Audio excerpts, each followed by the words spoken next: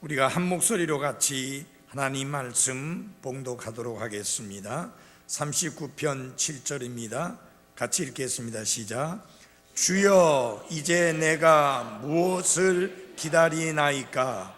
나의 소망은 주께 있나이다. 아멘. 하나님 아버지, 이 시간 우리가 함께 모여 영과 진리로 하나님께 경배드릴 수 있음을 인하여 감사드립니다. 정말 하루 동안에 무슨 일이 일어났는지 알지 못하는 것이 우리의 인생임을 고백합니다.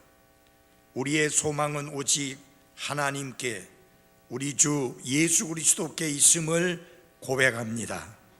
특별히 이 시간에 기도하옵나니 아직까지 이런 소망과 이 소망이 주는 기쁨과 소망 안에서 누릴 수 있는 놀라운 특권을 모르는 분이 계시다면 예수 그리스도께 소망을 두고 이 놀라운 기쁨을 가질 수 있도록 도와 주옵소서.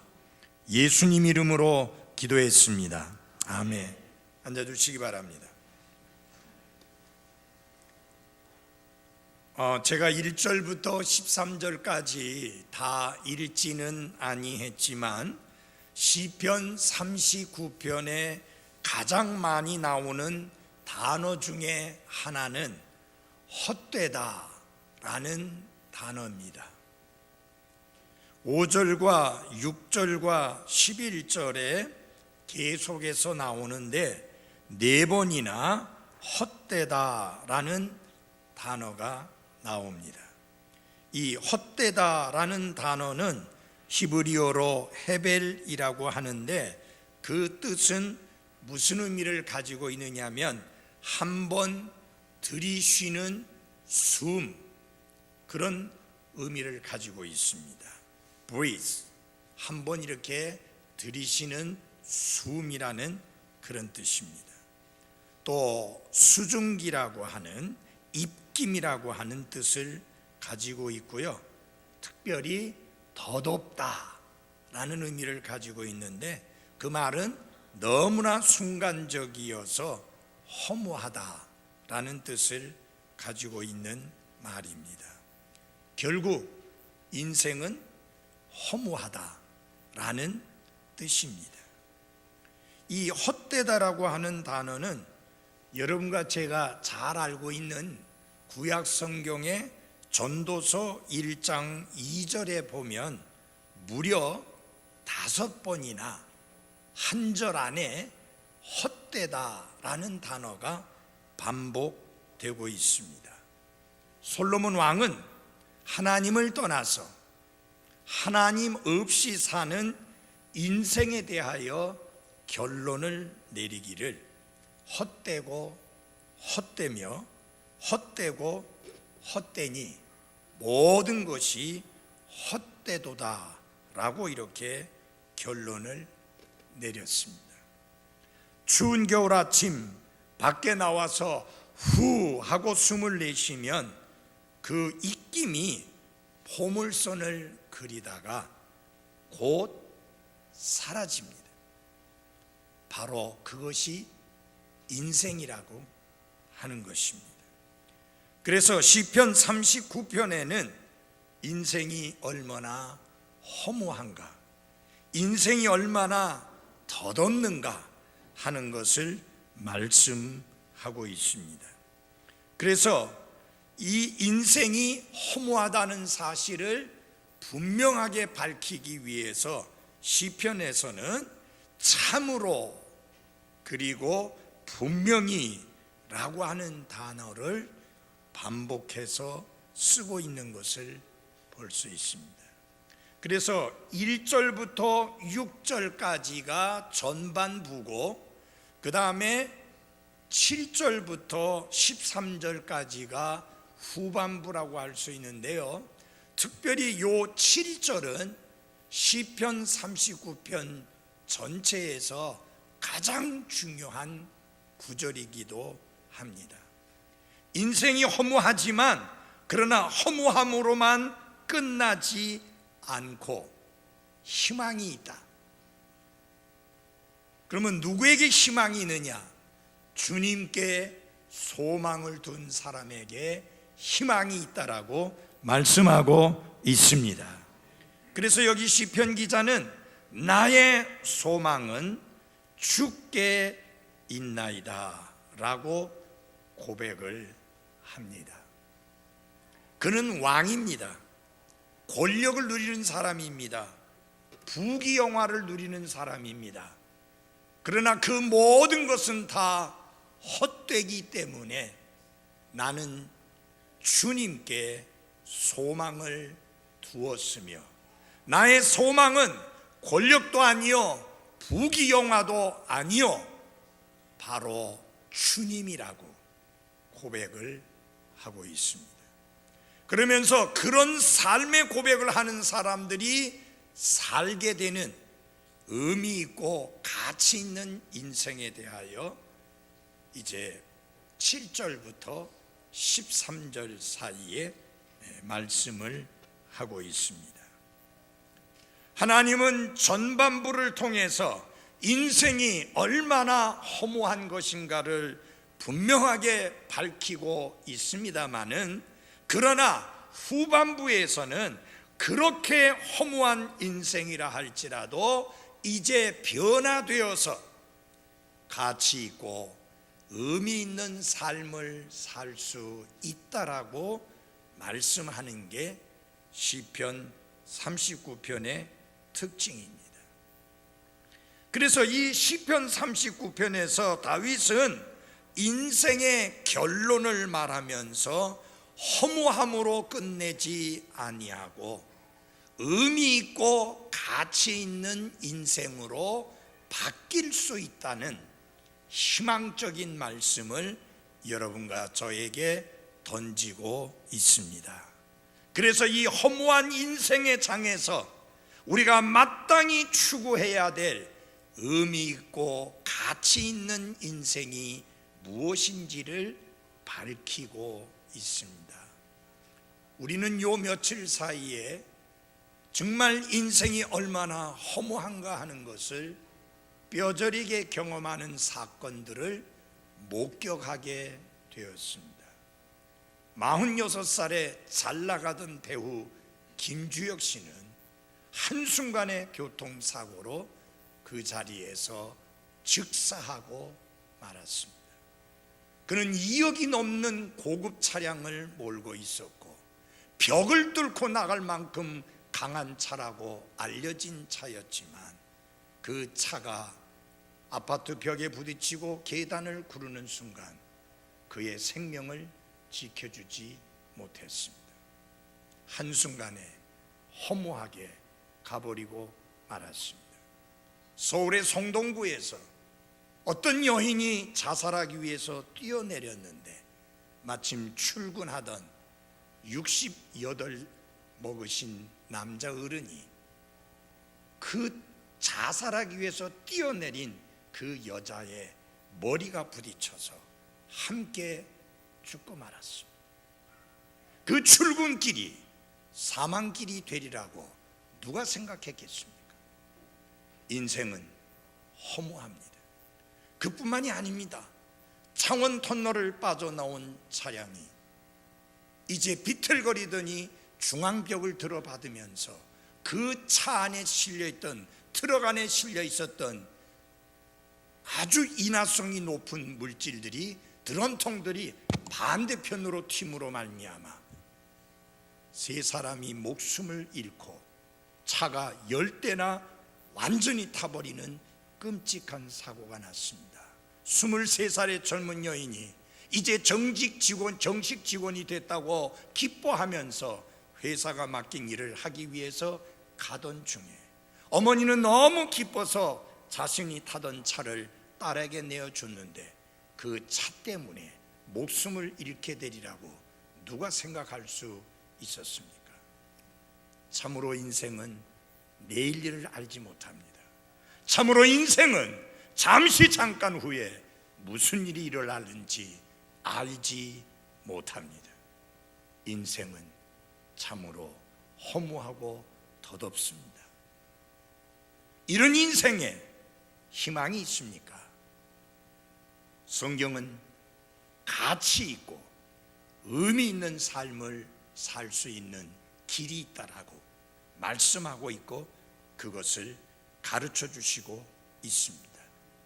허무한 인생 속에서 의미 있고 가치 있는 삶을 살 수 있다라고 말씀하고 있는 것입니다. 인생은 허무하고 지극히 짧다고 하는 것으로 성경은 끝나지 아니하고, 물론 인생이 짧다라고 선언하지만, 허무하다고 선언하지만, 그러나 거기에서 멈추지 아니하고 나아가서 이 짤막한 인생, 이 허무한 인생에서 어떻게 하면 의미 있고 가치 있는 삶을 살 수 있는가를 분명하게 제시하고 있는 것이 바로 성경의 특징인 것입니다. 성경은 여기서 네 가지로 우리가 가치 있고 의미 있는 삶을 살 수 있는 비결을 가르쳐 주고 있습니다. 그 첫 번째 하나는 하나님께 소망을 두고 사는 것입니다.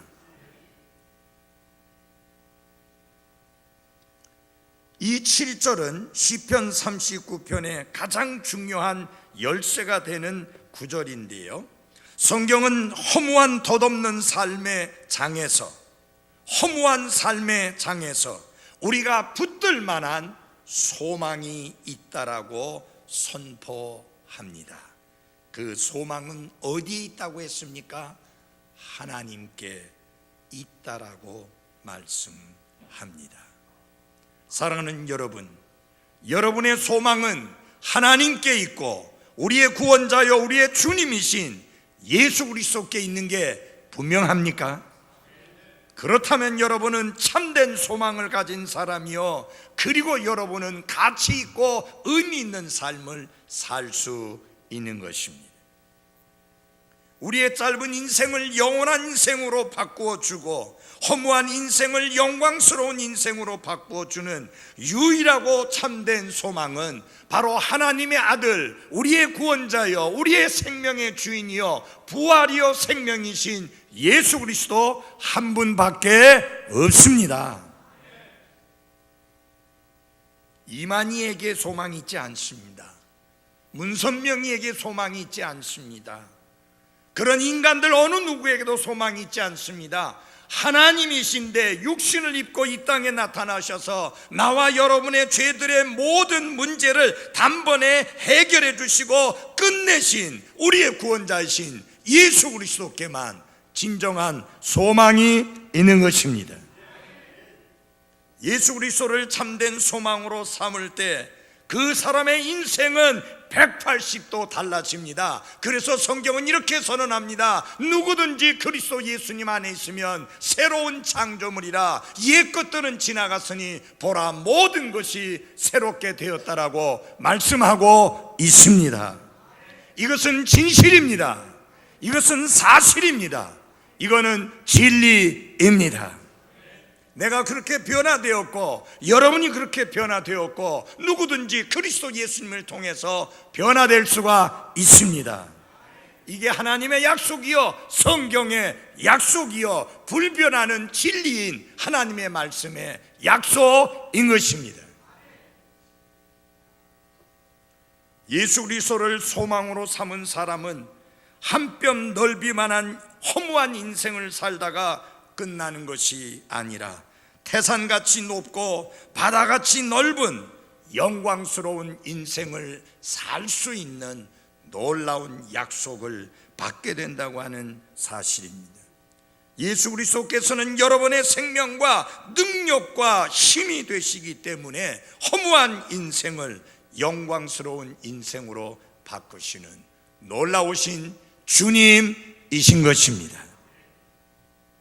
그래서 찬송 작사자는 이렇게 노래합니다. 나의 소망이요 나의 생명이요 나의 모든 것이 되신 예수님이라고 찬송합니다. 여러분에게 모든 것이 된 그것은 무엇입니까? 만약 돈이라고 하면 그것처럼 허무한 것이 없습니다. 프랑스의 한 구두쇠 부자가 많은 재산을 모았습니다. 그런데 이 재산을 잘 간직하려고 지하에 땅굴같이 파놓고 사다리를 타고 내려가서 거기에다가 재산을 잔뜩 숨겨놨습니다. 그리고 수시로 그 안에 들어가서 그 재산을 보고 좋아하고 기뻐했습니다. 근데 그는 문을 만들었는데 그 문이 용수철을 달아가지고 자동으로 잠기게 하는 그런 장치를 해놨는데 어느 날 그 구두쇠 부자가 사라진 거예요. 없어진 거예요. 아무리 찾아도 찾을 수가 없었습니다. 그리고 다른 사람이 그 집을 사서 이사 들어와서 그 집을 고쳐서 쓰기 위해서 고치는 중에 그 문이 하나 있는데 그 문을 열고 내려가 보니 앞에 그 부자가 촛대 옆에서 죽어 있더라는 것입니다. 그는 초를 뜯어먹었고 그 다음에 자기 살점을 뜯어먹은 흔적이 있더라는 것입니다. 그는 거기서 굶어 죽었습니다. 왜냐? 문이 자동으로 닫히면서 잠겨버리는 바람에 나오지를 못해서 굶어 죽었습니다. 많은 재산이 무슨 의미가 있습니까?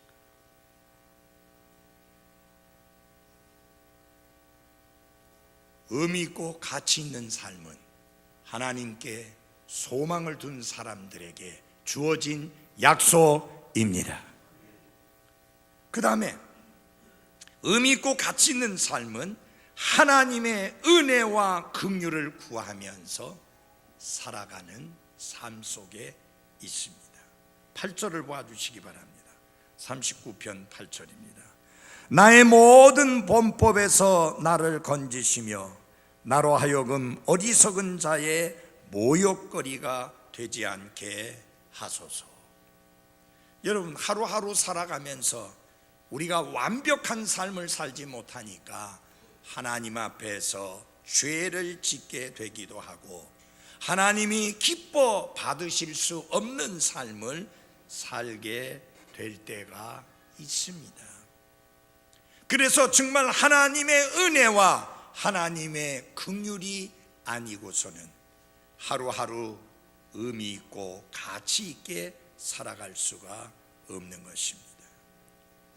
오늘날 많은 사람들이 다른 사람의 삶에 간섭하고 다른 사람의 삶에 대하여 이러쿵저러쿵 이야기하느라고 어리석은 시간들을 보내는 경우들이 많습니다.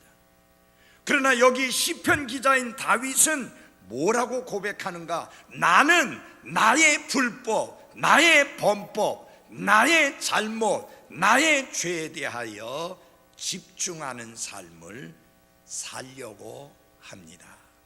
그래서 나의 모든 범법에서 나를 건져 주십시오.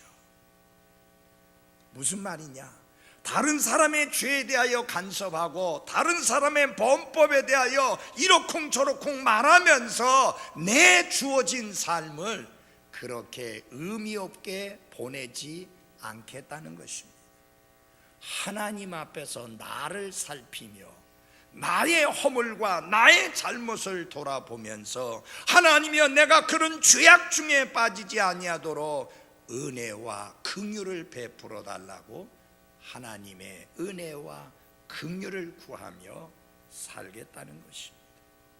우리가 1절에 보면 사악한 자라는 사람들이 나오고 8절에 보면 어리석은 자가 등장을 하고 있습니다. 사악한 자는 누구냐? 의도적으로 상처를 입히는 사람입니다. 근데 어리석은 사람은 의도적은 아니지만 무의식적으로 나에게 상처를 입히는 사람들입니다. 살다 보면 그런 사람들이 항상 내 주변에 있게 마련입니다. 우리 주변에는 항상 사악한 자가 있어서 악의적으로 의도적으로 나에게 상처를 입히고 그리고 나를 공격하는 그런 사람들이 있게 마련입니다.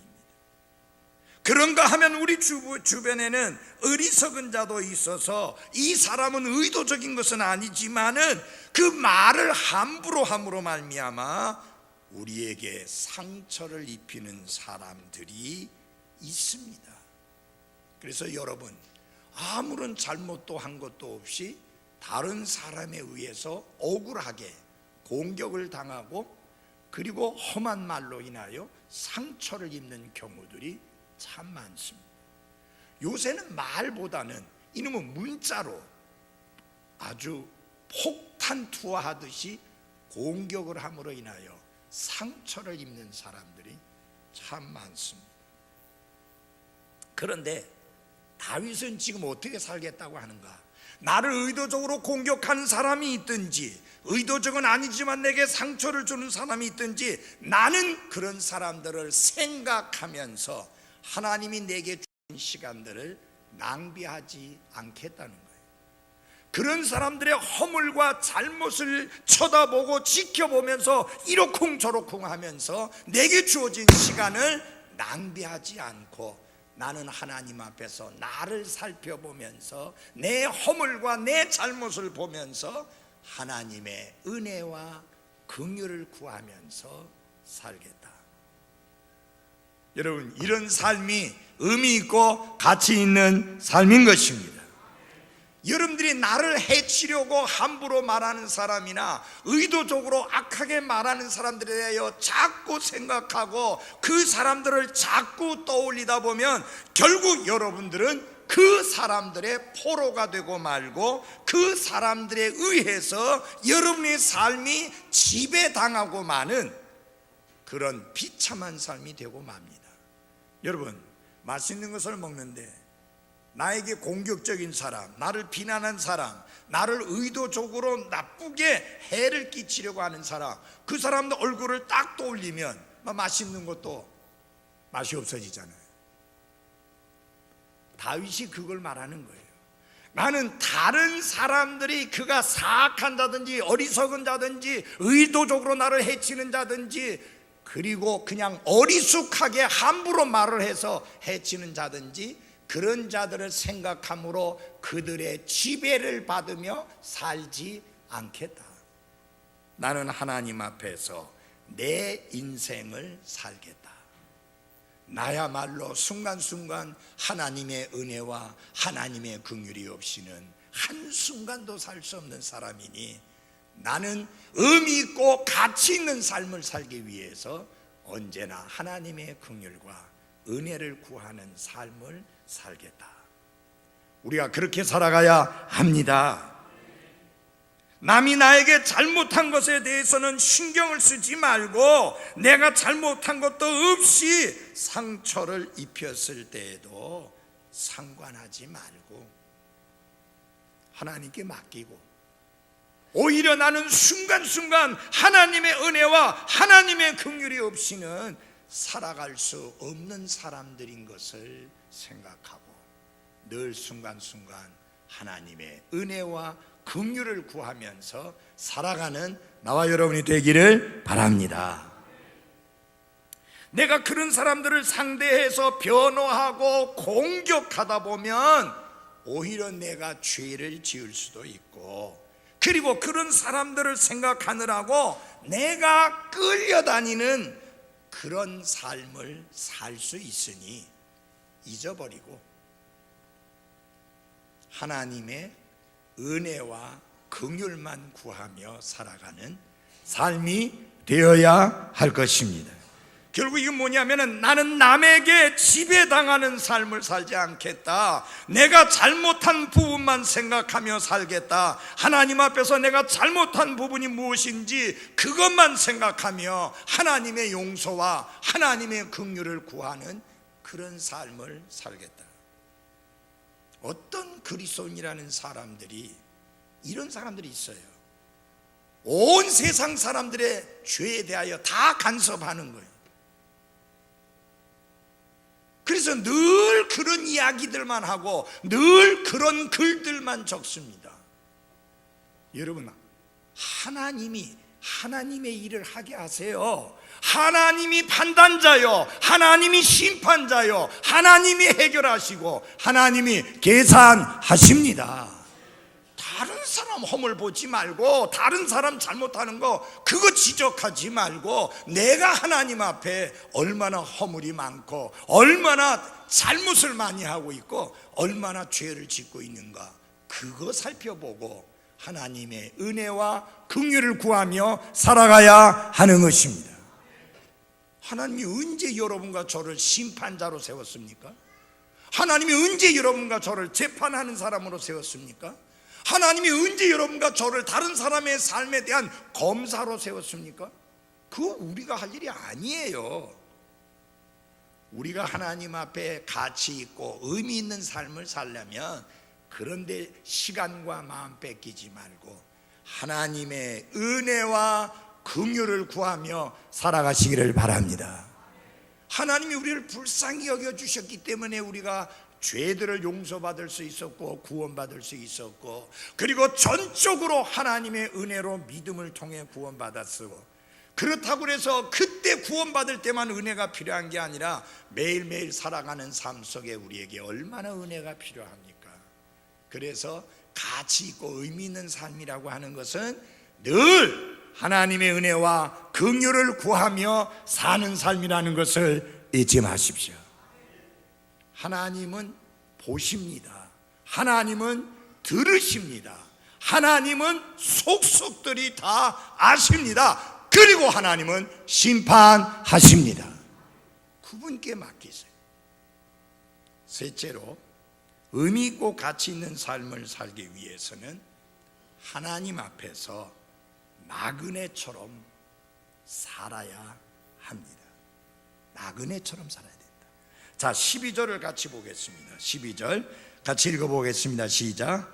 오 주여, 나의 기도를 들으시고 나의 부르짖음에 귀를 기울이소서. 내가 눈물을 흘릴 때에 잠잠하지 마옵소서. 나는 주와 함께하는 나그네요, 내 모든 조상들처럼 떠도는 자니이다. 다윗은 지금 눈물을 흘린다고 하니 얼마나 억울한 일을 당했느냐 하는 것을 보여주고 있는 겁니다. 여러분, 남자가, 그것도 왕이 눈물을 흘려질 정도 같으면 그가 얼마나 마음에 심하게, 삶에 심하게 상처받았는가를 보여주고 있습니다. 그러나 그는 하나님께만 부르짖고 하나님께만 기도하겠다는 삶으로 살아갑니다. 여러분, 억울한 일 많이 당하시죠? 그렇죠? 애매하게 공격당할 때가 있잖아요. 다윗은 하나님께만 부르짖고 하나님께만 기도하고 하나님께만 호소하겠다. 이게 뭐냐? 모든 문제를 하나님 앞에서 해결하며 살겠다. 그게 은혜와 긍휼을 구하는 삶인 것을 아십시오. 그다음에 자신이 비록 왕이라 할지라도 나는 나그네처럼 살 것이요 떠도는 사람처럼 살 것이다. 그렇게 말합니다. 성경은 우리가 이 땅에서 살아가는 삶을 나그네의 삶이라고 말씀합니다. 특별히 구원받은 성도들, 그 소망이 하늘나라에 있는 사람들에게 있어서는 더욱더 그러합니다. 왜? 이 세상의 집이 아닌 다른 본향이 하늘나라에 있기 때문입니다. 그래서 성경은 우리를 가르쳐서 나그네와 순례자라 그렇게 말씀을 했습니다. 여러분, 물론 구원받은 그리스도인들은 이 땅의 삶이 나그네인 게 확실하지만 구원받지 않은 불신자에게도 역시 그들의 삶은 나그네입니다. 왜? 여기서 천년만년 사는 게 아니기 때문에. 근데 우리 조상들은 나그네라는 사실을 생각을 안 했는지 노래도 뭐라고 말합니까? 천년 만년 살고 지고. 우리가 천년 만년 살고 지는 것 아닙니다. 우리의 인생이 70이요 강건하면 80이다. 아주 예외적으로 백수하는 사람 있습니다만 우리의 인생이 그렇게 길지 않습니다. 언제까지나 여기에 머물러 사는 것이 아니라 잠시 머물다가 떠나야 되는 나그네요 순례자라 하는 것입니다. 여기 다윗은 나는 하나님 앞에서 나그네처럼 살겠습니다. 떠도는 사람처럼 그렇게 살겠습니다. 그러니까 그의 삶이 허무한 삶이 아니라 가치 있고 의미 있는 삶이 되는 것입니다. 아브라함은 하나님이 약속해 주신 땅에 드디어 도착했습니다. 자, 그리고 하나님이 약속하셨습니다. 이 땅을 너와 네 후손들에게 계속해서 주리라. 여러분, 하나님이 약속하신 땅에 왔으면 이제 어떻게 해야 돼요? 집을 짓고 안정적인 집을 짓고 살아야 되는데 아브라함은 천막을 치고 천막에서 살았다. 왜 그랬을까? 히브리서 11장 10절은 그 이유를 밝히는데 이는 그가 기초들이 있는 한 도시를 바랐기 때문이라. 하나님이 건축하시고 하나님이 만드신 그 도시를 바라보았고 거기가 자기의 영원한 본향인 것을 확신했기 때문에 이 땅에서는 비록 하나님이 인도하시고 약속하신 땅에 살면서도 나그네처럼 천막에서 살았다, 그렇게 말씀하고 있습니다. 사랑하는 그리스도인 여러분, 여기 나그네처럼 이 땅에 살아가는 그리스도인들에게 주신 주님의 명령을 좀 기억할 필요가 있습니다. 뭐라고 말씀했느냐 하면 베드로전서 2장 11절에 극진히 사랑하는 자들아 나그네와 순례자인 너희에게 내가 간청하노니 혼을 대적하여 싸우는 육체의 정욕들을 삼가라. 한마디로 말해서 나그네여 욕심을 버리고 살라고 말씀을 하고 있습니다. 사랑하는 그리스도인 여러분, 나그네가 욕심을 부리다 보면 어디에 대한 생각을 잊어버립니까? 자기 본향, 자기 집에 대한 생각을 잊어버리게 됩니다. 여러분이 그리스도인으로서 나그네여 영원한 본향을 가지고 있는 사람이라는 사실을 확신할진대 욕심을 버리고 하나님 앞에 감사하면서 하나님이 주신 것으로 족하게 여기며 살아가는 한 분 한 분들이 돼야 할 것입니다.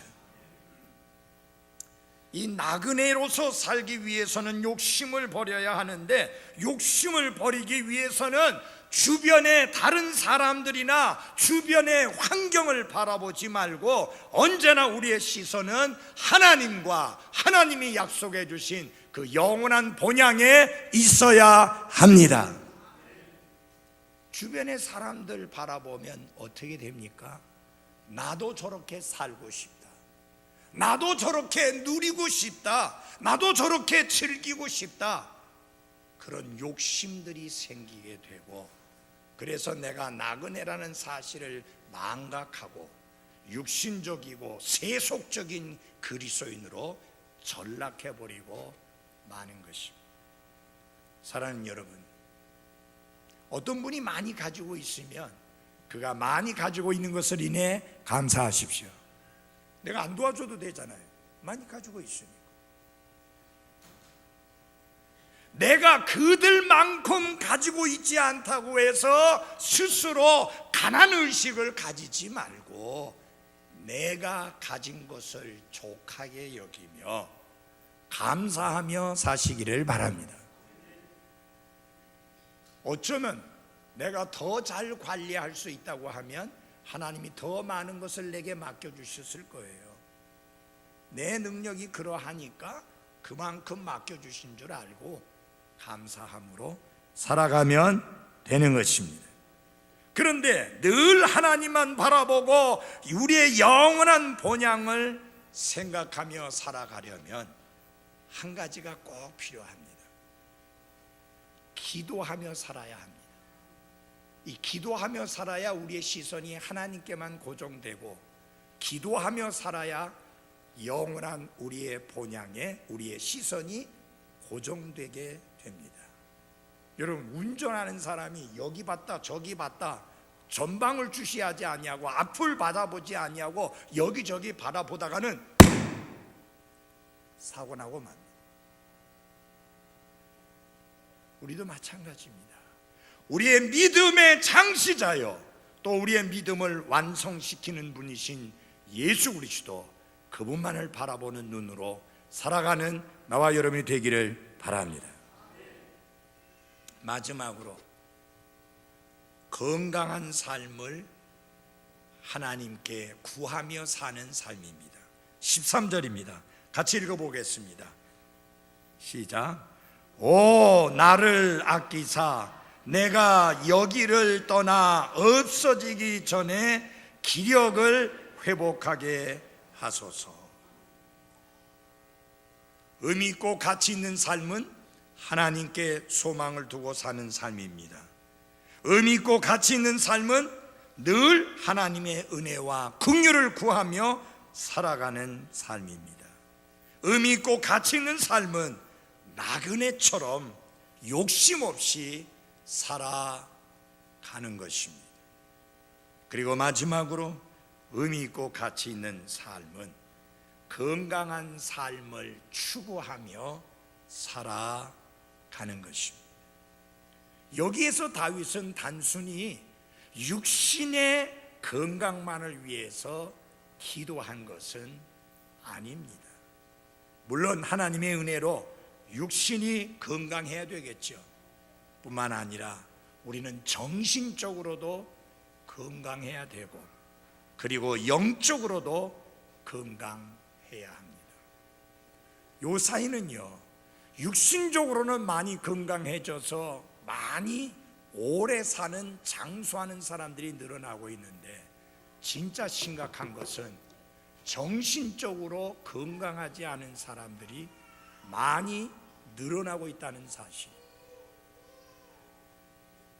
여러분, 정신적으로 건강하려면 어떻게 살아야 되느냐? 하나님의 말씀과 함께 살아야 합니다. 이 하나님의 말씀은 우리의 정신을 맑게 해주고 깨끗하게 하고 건강하게 해 줍니다. 얼마나 많은 사람들이 고민하고 갈등하고 괴로워하고 힘들어하고 두려워하고 무서워하고 염려하고 걱정하며 삽니까? 그런데 그 모든 것에서 벗어나는 길은 하나님의 말씀입니다. 이 하나님의 말씀이 우리의 정신을 맑게 하고 깨끗하게 해줍니다. 그래서 정신적으로도 건강하게 살려면 하나님의 말씀과 함께 살아야 하는 것입니다. 그 다음에 영적으로 건강하게 살아야 합니다. 하나님과 바른 관계 속에서 살아야 합니다. 하나님과 나 사이에 걸리는 것이 없도록 깨끗한 관계를 유지하며 살아가야 할 것입니다. 다시 말씀드립니다.